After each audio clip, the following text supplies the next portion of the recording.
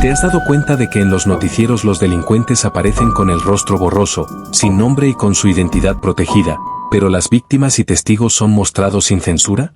Nombre completo, dirección, trabajo, rutina, todo expuesto. Parece absurdo, ¿no? Hay casos en los que esta práctica ha tenido consecuencias. En las noticias de mi mágico país llegué a ver varios casos donde por salir en noticieros tuvieron represalias, llegaban de dejar granadas en las casas de los vecinos denunciantes, y creo que es algo ya de conocimiento público, porque las personas actualmente temen hablar o dar más datos sobre una escena del crimen. Prefieren callar y así con la esperanza de salvaguardar su vida, y son personas que no llegarán a aportar alguna denuncia, pero pueden llegar a tener datos claves, que quedarán en el olvido, haciendo así que el chacalito queda impune y en libertad tomando su loco. Entonces, ¿por qué sucede esto? Existen varios factores. En primer lugar, la ley de presunción de inocencia protege a los acusados hasta que se demuestre su culpabilidad. Es decir, legalmente una persona no puede ser tratada como culpable hasta que un juez dicte sentencia. En muchos países, los medios de comunicación tienen restricciones para difundir datos de un sospechoso antes del juicio para evitar juicios mediáticos que puedan afectar el proceso legal. Pero, ¿no debería haber un equilibrio en la protección de los derechos de todos? Por otro lado, los medios muchas veces priorizan el morbo y el sensacionalismo. Mostrar el rostro de una víctima genera impacto emocional en la audiencia, lo que se traduce en más rating y más ingresos por publicidad. Sin embargo, esta práctica desprotege a quienes realmente necesitan apoyo. El problema de fondo es que esta tendencia revictimiza a quienes ya han sufrido. No solo los expone a nuevas amenazas, sino que puede generar un trauma adicional al ser forzados a revivir su experiencia públicamente. Además, este tipo de cobertura tiene un efecto disuasorio en la sociedad. ¿Cuántas personas han decidido no denunciar un delito por miedo a ser expuestas en los medios? ¿Cuántos testigos han optado por el silencio por temor a represalias? Y la ironía más grande es que muchas veces los delincuentes usan esta censura mediática para su propio beneficio. Es momento de cuestionarnos el papel de los medios en este tema. No se trata solo de informar, sino de hacerlo de manera responsable y ética. Si los noticieros realmente se preocupan por la seguridad, ¿por qué exponen a las víctimas y protegen a los delincuentes? Bueno, realmente no se preocupan por la seguridad, solo por la guita del fin de semana. Espero algún día cambie eso, soy un soñador Buddy, no, así no era la frase.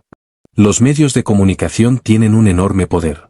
No solo informan, también moldean la opinión pública y pueden cambiar el rumbo de una historia con una simple decisión editorial.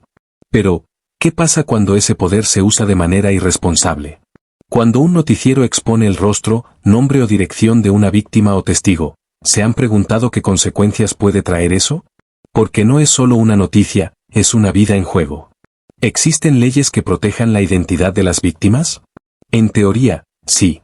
En muchos países, existen regulaciones que obligan a los medios a proteger la identidad de menores de edad, víctimas de abuso y testigos en procesos judiciales. En Perú, la ley de radio y televisión establece que los medios deben respetar la dignidad y derechos de las personas. Sin embargo, no hay sanciones claras cuando se expone a una víctima. En Argentina, el Código Penal prohíbe divulgar datos de víctimas de delitos sexuales, pero en otros casos, los medios siguen teniendo libertad para exponer información. En México, la Ley General de Víctimas menciona que deben garantizarse la privacidad y seguridad de quienes han sufrido un crimen, pero, en la práctica, esto se incumple constantemente. Es decir, las leyes existen, pero la pregunta es, ¿se aplican realmente? ¿Por qué no se aplican de manera efectiva? Porque, en muchos casos, la ética periodística choca con el sensacionalismo y la búsqueda de audiencia. Un rostro llorando, una víctima contando su historia en primera persona, eso vende. Y los noticieros lo saben. Las autoridades, por otro lado, son demasiado permisivas. No hay regulaciones estrictas, ni consecuencias claras para los medios que ponen en riesgo a las víctimas. Y cuando alguien intenta denunciar esta exposición, los medios se protegen bajo el argumento de libertad de prensa. Entonces, ¿realmente podemos demandar a un medio por poner en riesgo la vida de alguien? ¿Se puede demandar a los medios por exponer a una víctima? Sí, pero es complicado. Para que una víctima o testigo demande a un medio, tendría que probar que esa exposición causó daño directo, lo cual no siempre es fácil de demostrar en términos legales. Por ejemplo, en 2019, en México, una mujer que había denunciado a una red de trata de personas intentó demandar a un canal de televisión por exponer su identidad, lo que la llevó a recibir amenazas y persecuciones. Pero el caso no prosperó porque el canal argumentó que la información ya era pública. En otros casos, las demandas terminan en acuerdos privados, pero rara vez hay sanciones ejemplares que cambien la forma en que los medios manejan estos temas. ¿Qué deberían hacer los periodistas para evitar estos problemas? Aquí es donde entra la responsabilidad ética. Un buen periodista no solo informa, también protege. Algunas medidas que deberían implementarse de manera estricta incluyen: censurar rostros y datos personales de víctimas y testigos, especialmente si el caso está en curso. Evitar entrevistas en vivo sin protocolos de seguridad, ya que un descuido puede exponer información clave. Regular el acceso a documentos oficiales, para evitar filtraciones de datos sensibles.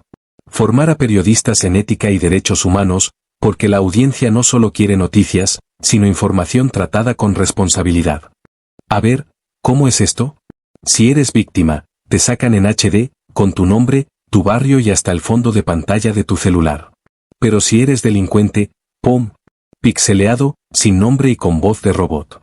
Parece un testigo protegido de la CIA. Es como si los noticieros estuvieran jugando un modo difícil en la vida real: protege al malo, expone al bueno. ¿Dónde está la lógica? Lo peor es que esto no es un error, es un sistema. Los medios viven del morbo, porque saben que la gente se queda viendo la tele cuando hay drama. Pero, ¿a costa de qué? De la seguridad de quienes denuncian. Así que, gente, si algún día ven una cámara de noticias cerca, corran. No vaya a ser que terminen con su dirección en pantalla y el delincuente con tratamiento VIP.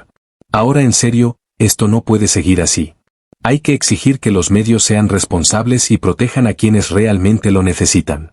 Porque, al final, la pregunta es, ¿informan o ponen en peligro? Si estás de acuerdo, comparte este vídeo. A ver si algún noticiero lo ve, aunque seguro a ellos no les conviene. Carita fachera, carita cachonda.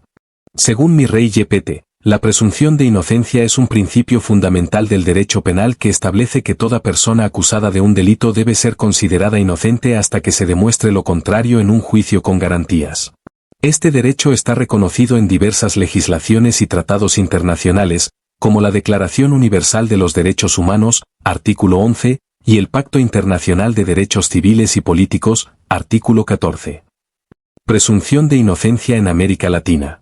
En América Latina, este principio ha sido incorporado en las constituciones de la mayoría de los países y se ha fortalecido con reformas judiciales. Algunos hitos importantes. México, 2008. La reforma constitucional en materia penal estableció el sistema acusatorio, reforzando la presunción de inocencia y exigiendo que las pruebas sean presentadas en juicio antes de considerar culpable a una persona. Argentina, 1994. La reforma constitucional de 1994 incorporó tratados internacionales que garantizan la presunción de inocencia, dándole rango constitucional.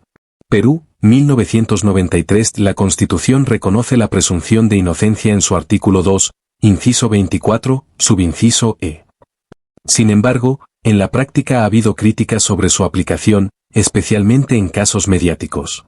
Colombia, 1991. La Constitución garantiza este principio, pero ha habido debate sobre su cumplimiento en casos de detenciones preventivas y juicios públicos.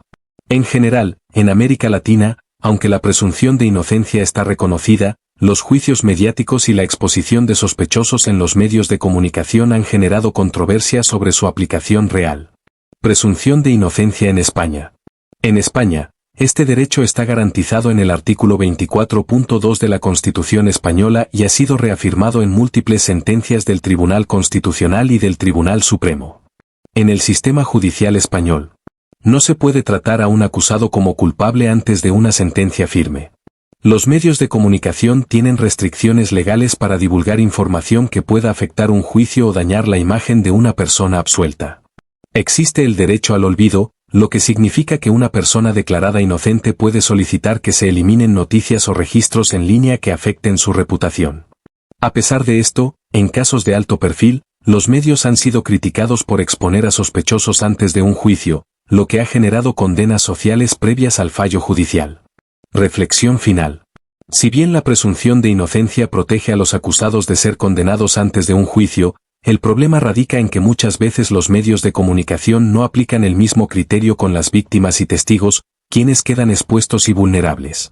Esto genera una paradoja en la que los presuntos delincuentes son protegidos, mientras que quienes buscan justicia quedan desamparados ante la opinión pública y, en muchos casos, corren riesgos por su exposición mediática.